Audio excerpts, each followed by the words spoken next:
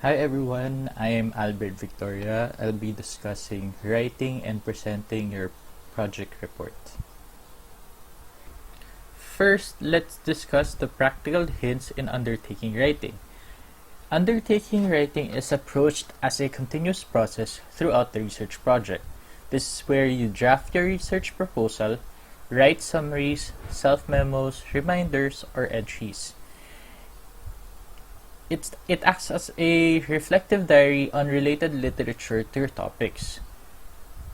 This is a continual process, so avoid perception that writing a thesis or a paper is a monumental chore to be undertaken at the final stage. Create time for writing where you require yourself to have a sustained effort and concentration, and not just when you feel convenient about writing. So allot some time, like 3 to 4 hours a day or entire day, until you reach exhaustion. Best to have continued ideas and avoid to keep thinking your way back into the research.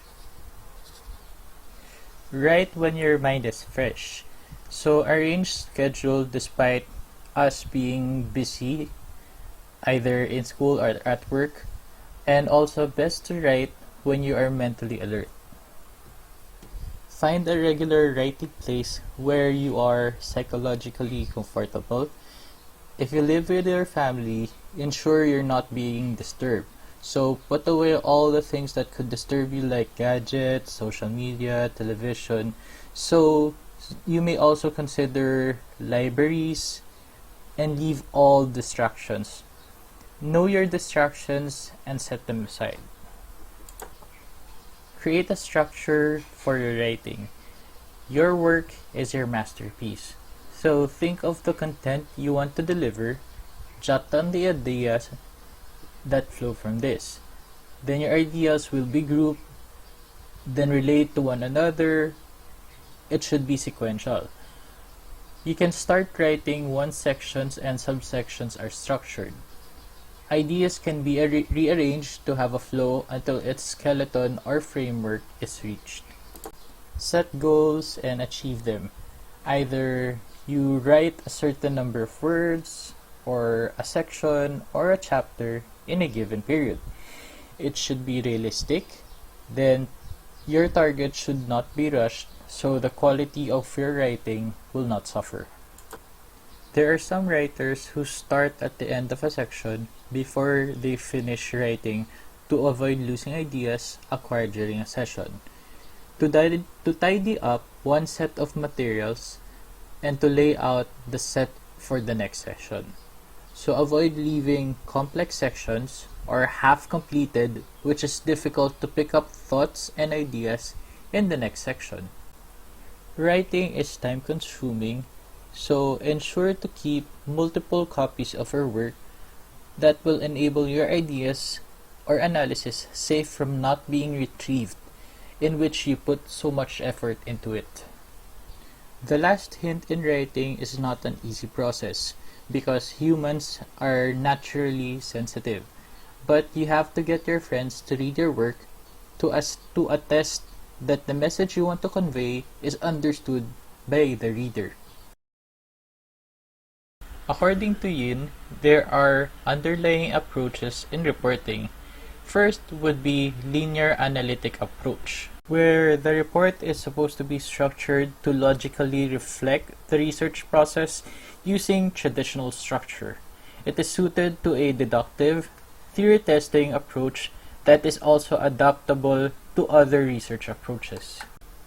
Second would be comparative approach, where emphasis is placed on devising a structure allowing analytic comparisons.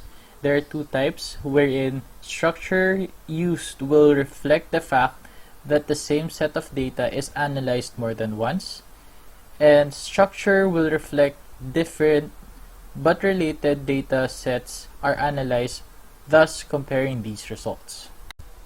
An example here would be AGB Nielsen Media Research and Kantar Media measure the ratings of ABS-CBN and GMA in Luzon. In AGB Nielsen, GMA has the highest, while in Kantar Media, ABS-CBN has the highest. So when you're doing your research, you have to analyze where are they coming from. Either it would be demographics, geographic, or whatever way they were able to get these results. Chronological approach uses a structure that is devised with emphasis on the sequence of events evident in the dataset. It is a historical account to understand how the order of events and contextual factors produce cause and effect sequences. Just like in our topic about social media, we were able to get a timeline on the brief history of social media from 1978 to 2012. Theory building approach where structure is devised with emphasis on the emergence of data collection and analysis, refinement of research ideas, and the development of themes, relationships, and explanations. It is where you're gonna produce a convincing story and a compelling theoretical explanation. It may resemble or seem like a chronological approach, but the report focuses on how the theory is developed rather than documenting the sequential development of explanations. Suspense approach gives emphasis on devising a structure that allows readers to understand how an explanation has been built. Presented in the introduction is the explanation or answer to the research question. It is devoted to exploring alternative explanations of the phenomenon being studied to be evaluated why the chosen explanation is the most convincing. Next would be structuring your project report. There are two types of structure. One is traditional and the second is alternative, but these will depend on your examining body. First is traditional structure, which is more of a logico-deductive approach. According to Charmas, this is breakdown into following: abstract, introduction, literature review, methodology or method, findings or results, discussion, conclusion, references or bibliography, and appendices. The structure you will use will emphasize or reflect certain aspects of your research. While alternative structure, where you can see in this picture, literature is not right after introduction, but it can also be in the latter part or integrated throughout the report. The content may seem to bear limited resemblance to that of traditional. Now let's start with the characteristics of the traditional structure. As I've mentioned a while ago, there are 9 parts. And let's start off with abstract. Abstract is a short summary or a reflection of the complete content of the project report. It usually contains 300 to 500 words. It is self-contained, adequate to inform your reader about the report. It should be objective, precise, and easy to read. Think of it as how it will impact both business and the public. Here are some guide questions in order for you to write your abstract. What were my research questions and why were these important? So this is already indicated in your introduction, specifically the statement of the problem, and you'll be able to point out the importance of your study. Second question would be, how did I go about answering the research questions? It is also how you're gonna introduce the method that you used and the procedures that were acquired. Third would be, what did I find out in response to my research questions? You'll be able to give an overview or a hindsight of your actual results. And lastly, what conclusions do I draw regarding my research questions? This is where you'll be able to give out your opinions or offer something new to add value. Next is introduction, stating the central issue of concern and why you thought of it as worth studying. State full statement of research questions, research aim, and research objectives. You may include some details of the organization like the history, size, products and services, and many more. It serves like a route map to guide throughout the rest of the report and how the storyline unfolds. It is usually written after to ensure accurate representation on the report's content. Next is literature review, where you set your research within the wider theoretical context, making the reader understand the relationship between your study and previous studies. It directly informs your research questions and hypothesis. Testing a particular research approach, strategy, and data collection techniques. Don't simply title it as a chapter like literature review unless it reflects its contents. It may reflect in more than one chapter or use more than one body of literature. In method, it should be a detailed and transparent chapter where you'll be able to understand the chosen method used, to assess the reliability and validity of the procedures used, and to evaluate the trustworthiness of the findings. Here's a checklist or a guide in order for you to write the method chapter. First is setting. Identify the research setting, its importance, and when was it carried out. Second would be sample selection. What was the technique used? How many participants were you able to acquire? Their characteristics and the characteristics of those who refused. Third is data collection. What were the instructions given to the participants? Were there existing questions, observation, interview used? The number of questionnaires, observations, and interviews that took place, and the duration or timeline these took place. Fourth is data analysis procedure. The procedure done to analyze data. Were the statistical techniques correct and did it satisfy assumptions? Fifth is reliability and validity, explaining the method used. You have to ensure the validity of the results and the measure used, recognizing also the research limitations. Lastly, ethical concerns, which should be presented including the solution. Findings or results chapter is the most straightforward amongst the rest. It may be composed of more than one chapter, depending if it is necessary. In a quantitative research, you may include statistics, tables, graphs, and charts. If it is important to an argument, do not just place them in appendices.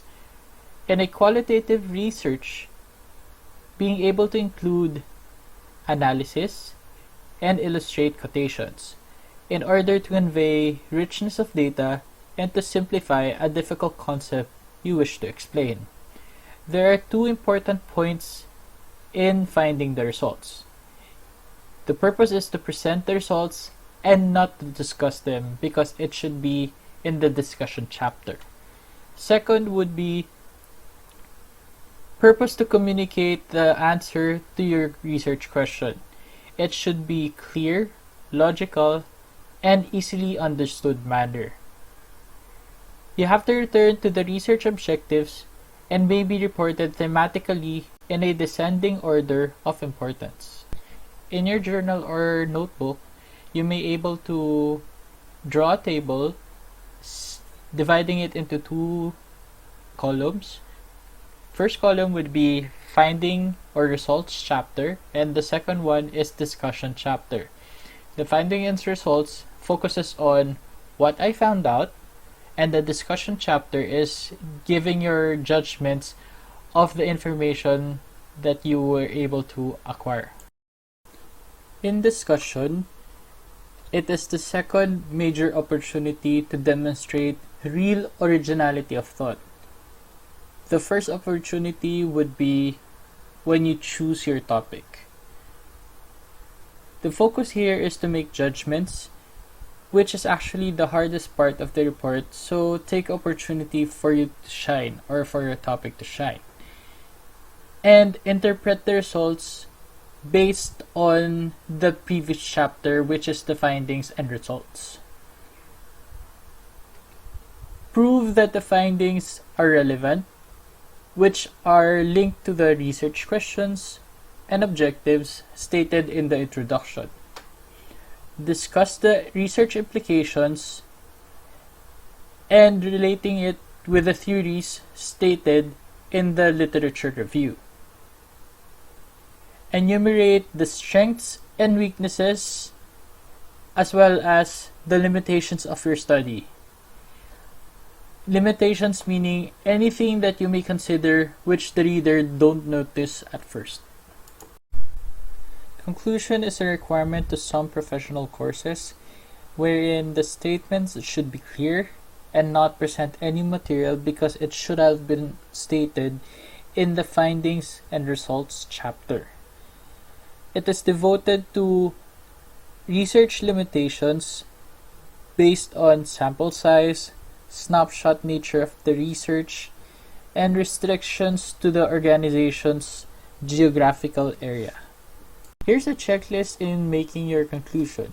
It has to meet the research aim and answer the research questions. It has to indicate the main findings of the research.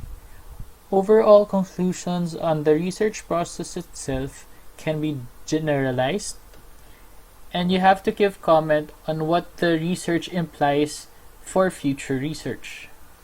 It should be structured like a mind map linking conclusions to the findings and results, and it is either to support or to refuse the hypothesis or propositions stated in the introduction. The reference chapter is where you cite a material of another writer. It is usually in a APA format, depending on the university's required format. Especially here in San Beda College, Alabang, it is required APA format. You have to acknowledge those who contributed to the research. Start the reference section from the beginning because it is tedious and time-consuming if you do it after. And you have more time to check or amend the report. To avoid plagiarism, all material, data, whether exactly copied or not, should be identified and referencing the author with its pages. You have to consult your university guidelines because they will be the one to check your work carefully, especially the materials online. In appendices, it should be the least priority amongst all the chapters, wherein you should only put the interesting to know material because when material is crucial to the reader's understanding, it should be included in the main body. It should not be used to pad out a project. So basically, it should include a blank copy of the questionnaire, interview, or observation schedule. Submit also if translated to a different language. Developing an appropriate writing style. A good writing can't substitute for flawed thinking. So keep in mind the following steps in order for you to write a good project report. Clarity and simplicity. Not because your research is long means it's more academic. You have to make your readers glued to your study even it's past their bedtime. So write simple sentences. Make sure that one idea, one sentence. Try to read it out loud, and when you run out of breath, it means it's too long. Avoid using jargons like at this moment in time, which can be shortened to now, or down the drain, shortened to gone. Put yourself in the reader's position. Avoid using large numbers of quotations from the literature. The more you quote, the very little understanding of the concept reflects to your readers. Better to explain also your ideas in your own words. Always check your spelling and grammar, so avoid any grammatical errors as it threatens the credibility of your writing.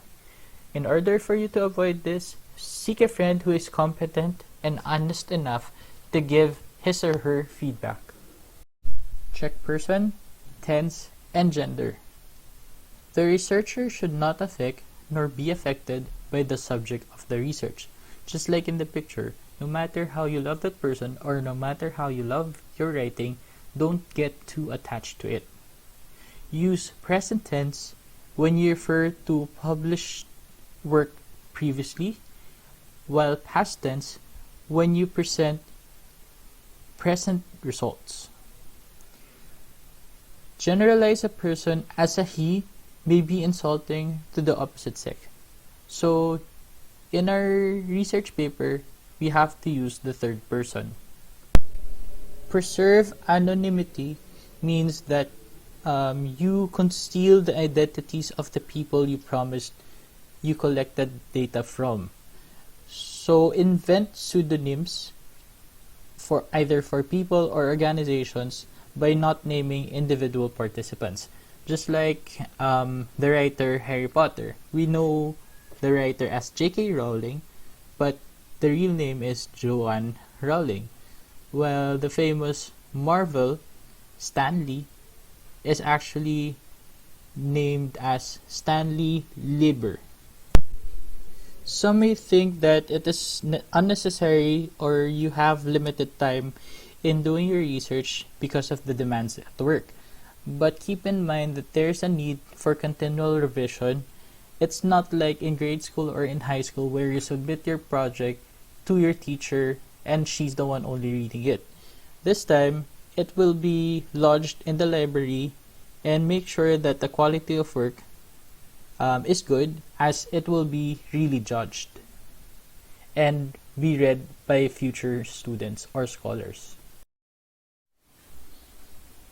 Meeting the assessment criteria where standards need to be met with the correct format and within permitted length. All elements specified are for inclusion.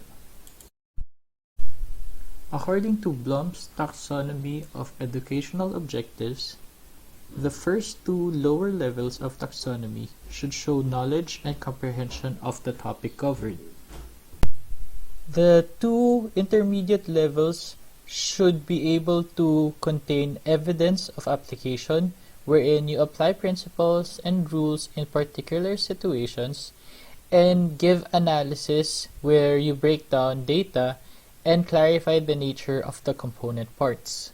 In the last two higher levels of taxonomy, wherein you give out your evaluation by judging materials or methods in terms of the accuracy and the internal consistency, or by comparing them against external criteria. It should be shown in the literature review and research limitations. Then you create synthesis wherein you put together or assemble various elements leading to a new statement. This is more of a conclusion wherein you show evidence of synthesis. In order to meet the criteria, you have to pass on the due date and ask yourself if you are satisfied or proud of the project and you see it placed in the library. Aside from writing your research project, here are some guidelines in terms of presenting your report orally. Failing to prepare is preparing to fail. In order for you to capture the interest of your audience, you should aim to give an overview of the report and have a clear storyline. Your abstract will serve as a guide to the content. You have to set clear objectives and be straightforward about your topic. Make your audience to participate rather than simply telling them. It should not be boring and should not be one direction. It is okay to seek questions from audience, as the advisor will require to dig deeper in your understanding. According to Rollins, when you hear, you forget, but when you see, you remember. It is important to use visual aids as it will help you look prepared and be more professional. Discuss using slides and whiteboard, and use only black and blue whiteboard markers. It will ensure that the presentation to stay on track and not forget any key points. Trigger your thought process and make audience focused at all times. You have to stay positive about your presentation. In order for you to do that, get rid of your nerves, practice in front of a friend, set a time limit, and must have a clear structure.